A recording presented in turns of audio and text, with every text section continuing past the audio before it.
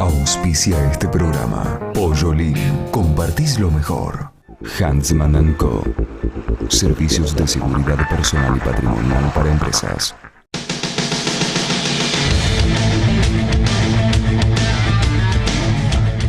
Segundo bloque del programa. Recuerden que pueden ver entrevistas anteriores ingresando a www.danieldarrieux.tv. El tema es la presión tributaria en la Argentina y para ponerlo en contexto, comentemos que según distintos informes, entre ellos el del Instituto Argentino de Análisis Fiscal, el 50% más o menos de los ingresos de una familia se los lleva el Estado. Para analizar el tema, convocamos al licenciado o al contador, digámoslo bien, Néstor Fernández, que es profesor de Finanzas Públicas en la Universidad de Comahue. Néstor, bienvenido, ¿cómo estás? ¿Qué tal? Buenos días. Néstor, primera evaluación del nivel de presión tributaria en la Argentina, a tu juicio. ¿Es alto, adecuado, bajo? Bueno, en realidad, cuando nosotros hablamos de indicadores económicos, un solo indicador económico, o comparación, digamos, entre un par de variables, como puede ser este ratio de cuánto recauda el fisco con respecto al producto, nos puede llevar a conclusiones erróneas. Digamos que un solo indicador no es un número mágico que a partir de este número yo pueda sacar conclusiones. En realidad, 35 puntos, que es más o menos 34 o 35 puntos es lo que se estima que es la presión tributaria en Argentina, es una presión tributaria normal para un país de las características del nuestro que está, digamos, en proceso de desarrollo. Nosotros nos encontramos con economías del primer mundo, donde la presión tributaria supera los 40 puntos, hay otras que están muy por debajo. Digamos que la presión tributaria en sí no sería un indicador, por lo menos tomándolo solamente ese indicador, preciso como para sacar algún tipo de conclusión. Lo que tenemos que plantearnos es, esta presión tributaria, ¿qué significa lo de la presión tributaria? A ver, ¿cuánto el Estado presiona al sector privado y le detrae recursos para realizar su actividad? Bueno, a ver, ¿cuál es esa actividad? Y a ver, esta presión tributaria, ¿cómo pudo haber cambiado algunas de las dinámicas económicas? Me parece que por ahí nosotros podemos empezar a abordar con un poco más de precisión a ver si esto es bueno o es malo, el tema de la presión tributaria. Ahora, en lo referido a este dato que yo cité del porcentaje de ingresos de una persona, de una familia, que se lo lleva el Estado, que está, como decía, en el 50%, un poco más o un poco menos según el ingreso. ¿A tu juicio es elevado? ¿Debería ser menor? En realidad, lo que quizás deberíamos plantearnos es, insisto, que se detraiga el 50% de los ingresos de una familia para el sector público va a depender cuál sea la actividad del sector público. Digamos, depende a qué se destine este recurso, puede ser bueno o puede ser malo. ¿Y en la Argentina hoy? Sí. En relación a lo que se paga y los servicios que ofrece el Estado. Bueno, ¿cuál es tu evaluación? También en este caso nosotros tendríamos que hacer una evaluación comparativa, a ver cómo fue evolucionando la economía argentina. Si nosotros nos planteamos, digamos, cuáles son las actividades que debería desarrollar el Estado dentro de este gran tema como las finanzas públicas, estabilización de la economía con pleno empleo, distribución del ingreso, asignación de recursos. Y comparamos el periodo, porque tampoco podemos ver la foto, tenemos que ver qué ha pasado en el periodo. Sí. Y pensamos que, digamos, en una economía más de libre mercado, como puede haber sido la del periodo anterior, llegamos a 25 puntos de desocupación. Y con una intervención tan fuerte del Estado, con una presencia del Estado, llegamos a una desocupación de 7-8 puntos, vemos que hay un indicador que pareciera que no está tan mal. Digamos que a partir de que el mercado es el que mejor asigna los recursos, es una verdad que no tiene ningún tipo de sustento real y que empíricamente ha quedado demostrado que no. Nosotros lo hemos vivido, digamos, a esto. Cuando había un mercado que era el que de alguna manera sintonizaba la economía, llegamos a 25 puntos de desocupación, más del 50% de pobreza, cerca de 20 puntos de indigencia. Ahora, ahí hay un tema. Sí. En los 90, el gasto público en la Argentina también tuvo niveles muy altos, que se financió con deuda pública. Es decir, de libre mercado tuvo, digamos, algunos ingredientes, pero el Estado no estuvo ausente, digamos, estuvo muy presente. No, era un Estado, no comparto, era un Estado ausente con, digamos, de alguna manera un Estado que se ayornaba al mercado con, primero, bueno, con un tipo de cambio muy bajo, que esto generaba balanzas comerciales permanentemente negativas. Estas balanzas comerciales permanentemente negativas tenían que ser compensadas por cuenta capital a través del empréstito, de empréstitos externos para poder mantener este 1 a 1. Claro, bueno, pero ahí tenés justamente una variable que fue digitada por el gobierno. O sea, un esquema intervencionista, un precio máximo en dólares. Sí, digamos que prácticamente eso solamente, porque después, en cuestiones laborales, la famosa flexibilización laboral. Pensemos que hoy por hoy, por ejemplo, vuelven las paritarias.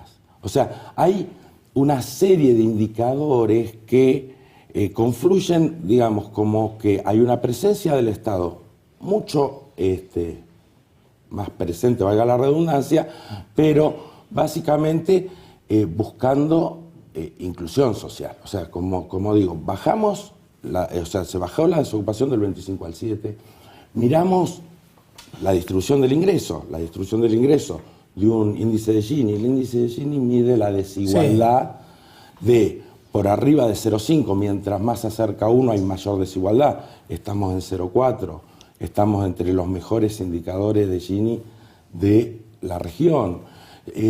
Miramos el índice de desarrollo humano, que es un indicador también que mostraría el bienestar de la sociedad, y estamos en el puesto 45 en el mundo. Los 47 primeros puestos indican índice de desarrollo humano alto, cuando en el periodo anterior estábamos en índice de desarrollo humano de medio a malo. Digamos, ha habido una mayor inclusión social.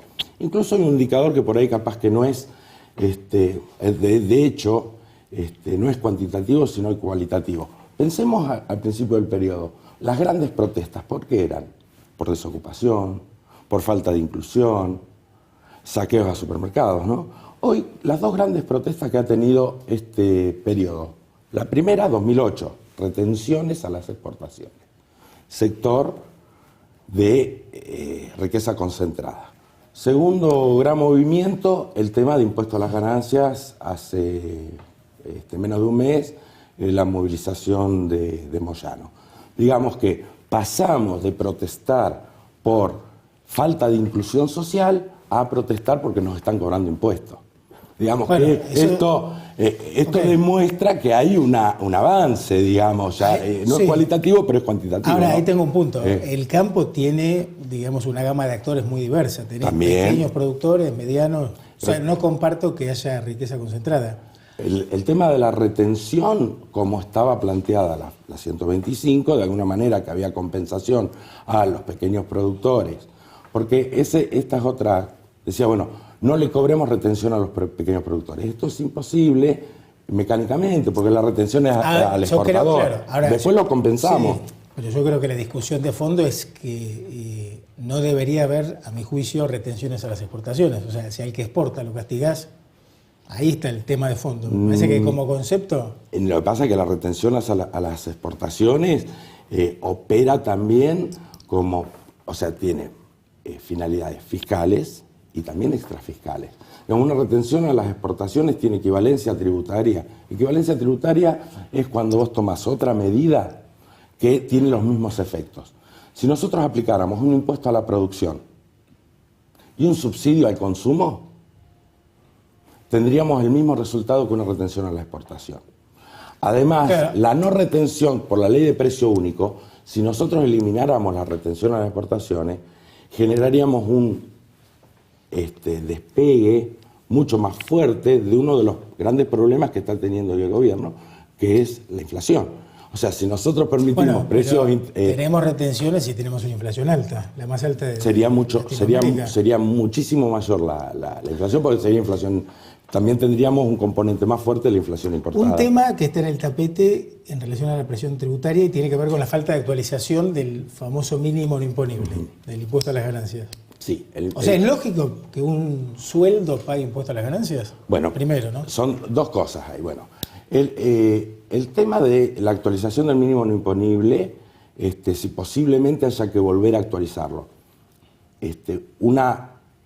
Algo que se ha expuesto mucho es que no se ha actualizado el mínimo no imponible. No, esto no es cierto. Salvo en el año 2009, periodo tras periodo se ha ido actualizando el mínimo no imponible. Incluso en el último periodo se actualizó el mínimo no imponible. Si fue lo suficiente o no fue lo suficiente es otra discusión. Posiblemente no haya sido lo suficiente. Segundo tema, tienen que pagar impuesto a la ganancia los asalariados. Sí. Bueno, yo lo primero que haría si yo tuviera la posibilidad de tomar decisiones de tipo político sería cambiarle el nombre al impuesto. O sea, porque en realidad... ¿Y cómo lo llamarías? Impuesto a los ingresos. Porque claro, o sea, para vos sí corresponde. Sí corresponde llamándose impuesto a los ingresos. O sea, cuando nosotros hablamos de ganancia, la ganancia obviamente es la retribución al capital, digamos. Claro. No al salario, no al trabajo es el salario. Entonces debería ser impuesto a los ingresos. Si está bien o está mal, yo en realidad creo que un sistema tributario progresivo tiene que cobrar impuesto al que más ingresos tiene, más allá de dónde provengan esos ingresos. Por eso digo, impuesto a los ingresos estaría bien. Y yo me había hecho porque hablamos de impuesto a las ganancias. O sea, ¿por qué sí deberían pagarlo los salarios? Hay que ver, insisto, el mínimo no imponible, yo creo que debería ajustarse un poco más para acompañar más la inflación. Pero sí deberían pagar. ¿Por qué? Porque supongamos dos personas, una persona que trabaja en relación de dependencia y una persona que trabaja en forma liberal. Un plomero. Sí. Ni siquiera un profesional, un plomero. El plomero es monotributista. El monotributista, en el monotributo tiene un componente que es impuesto, que incluye impuesto a las ganancias. A partir de un ingreso de 2.000 pesos ya empieza a pagar impuesto a las ganancias, ¿no? Y la presión que tiene por impuesto a las ganancias, digamos hasta un ingreso de 6.000 pesos, que más o menos debería ser donde empieza a pagar el asalariado, es creciente, empiezan casi el 2% a 3,5 puntos, mientras el asalariado que tiene esos niveles de ingresos no lo paga. Y luego siempre es superior a lo que paga el asalariado. Con una situación más desventajosa además para el monotributista. Que el monotributista además no tiene todo el andamiaje protector laboral que tiene bajo esta relación de dependencia. Ahora, yo te planteo un dato. En el 2011, Sí. los gobiernos nacionales, provinciales y municipales recaudaron 660.000 millones de pesos. A pesar de esa recaudación tan alta, que es récord en cuanto a PBI, hay déficit fiscal. Creo que nunca pagamos tantos impuestos y estamos tan inseguros. Uno ve situaciones de pobreza que en función de lo que se recauda creo que no deberían existir. ¿Cuál es tu evaluación al respecto? Primero, en realidad a nivel nacional tenemos superávit gemelos desde el 2003 en adelante. No ¿Superávit fiscal? Superávit gemelos, superávit de balanza comercial y superávit de fiscal. No tenemos déficit fiscal. En gobiernos subnacionales sí hay algunos que han entrado en déficit.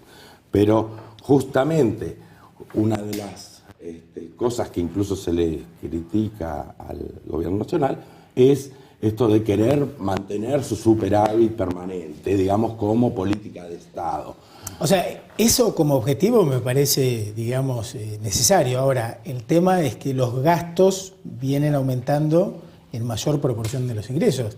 O sea, vos decís, tenemos superávit, pero utilizando la emisión monetaria, recursos de otros organismos como la ANSES, el Banco Central. O sea, cuando se acaben las cajas, ¿qué hacemos? No, el superávit es la diferencia entre los ingresos que ha tenido y los egresos que tiene, que sigue siendo mayores ingresos que egresos. Pero digo, a costa de utilizar cajas del sector público. O sea, hay una deuda intrasector público que ha venido aumentando.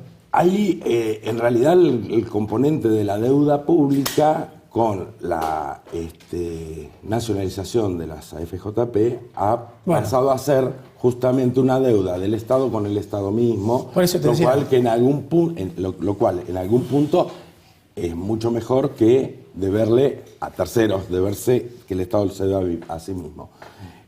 Yo no veo que haya un vaciamiento, yo por el contrario veo que hay una programación de los gastos del sector público en pos de la inclusión social, digamos. A ver, ¿en qué lo ha gastado el ANSES? Claro, pero vos hablás de inclusión social. Con un 25% de inflación, me parece que vamos en el sentido contrario, ¿no? La inflación obviamente es un problema que está teniendo, porque es uno de las variables no deseadas que está teniendo en este momento el gobierno nacional. Claro. O sea, no deseadas, entre comillas, porque si emitís dinero vas a tener inflación. Si en realidad la inflación no solo es por la emisión de dinero, digamos, tenemos inflación de demanda, inflación de oferta, inflación importada, hay crecimiento de los precios internacionales de las commodities, que eso impacta también en forma inflacionaria. Pero vos dijiste que por hay una retenciones... mayor actividad económica. Esta mayor actividad económica también genera inflación. Bueno, pero la actividad económica está amesetándose. Está amesetándose, sí. Es como planteaba, cuando nosotros tratamos de expandir la economía, tenemos un primer periodo que fue, digamos, 2003, 2007, hasta el 2008, en el cual claramente había una expansión con prácticamente movimientos mínimos de precios. ¿Por qué? Porque la capacidad instalada estaba ociosa. El problema es cuando empieza a ser escasa la capacidad instalada, y por otro lado también empiezo a tener problemas problemas inflacionarios, o sea, problemas desde esta óptica, aunque son beneficios desde otra óptica. Cuando yo empiezo a tener menores niveles de desocupación, empieza a haber un mayor poder también de los sindicatos, que empiezan en la puja distributiva a elevar sus salarios, y el productor, si no se lo regula para que sacrifique un poco su tasa de ganancia, va a trasladar directamente los precios, y ahí también tenemos inflación. Digamos que en la medida que yo empiezo a acercarme al pleno empleo, voy a tener problemas de inflación, que es lo que estamos teniendo, digamos. O sea, claro, pero tenemos problemas muy complicados en las economías regionales, ¿no? Digamos, hay despidos en frigoríficos, en la zona, lo estamos viendo en la fruticultura.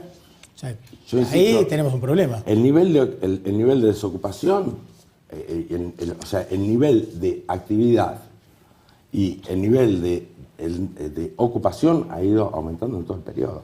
Hoy tenemos la desocupación más baja del 2003 en adelante, o sea, ha ido del 25, estamos en el 7, en el 8, podemos discutir algún punto, pero claramente en este sentido, lo mismo que te decía con respecto a la distribución del ingreso. Néstor, tenemos que ir cerrando por el tiempo.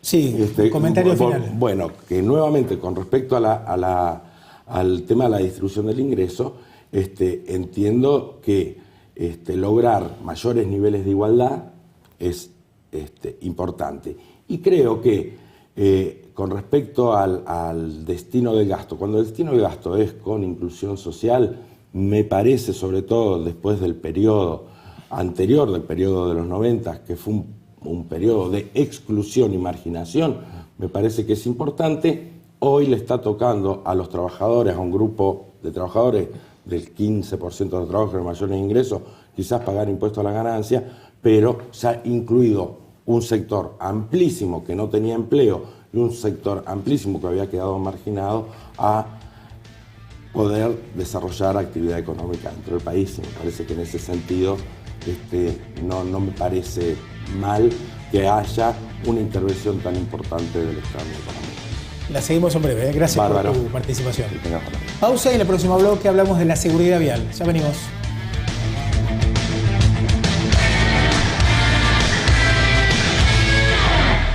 Auspician este programa Sancor Seguros.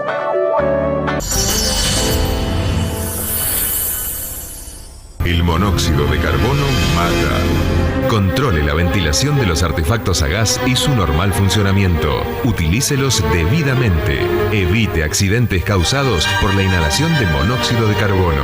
Camusi, Gas del Sur. Daniel Alonso y Asociados. Servicios de consultoría integral en recursos humanos para mejorar la gestión. Cuando elijo venir a La Anónima, sé que estoy eligiendo calidad. Y que además de llevar los mejores productos, me llevo la tranquilidad de saber que estoy poniendo lo mejor en la mesa. Supermercados La Anónima. Aprecio por vos, por usted, por nuestra gente.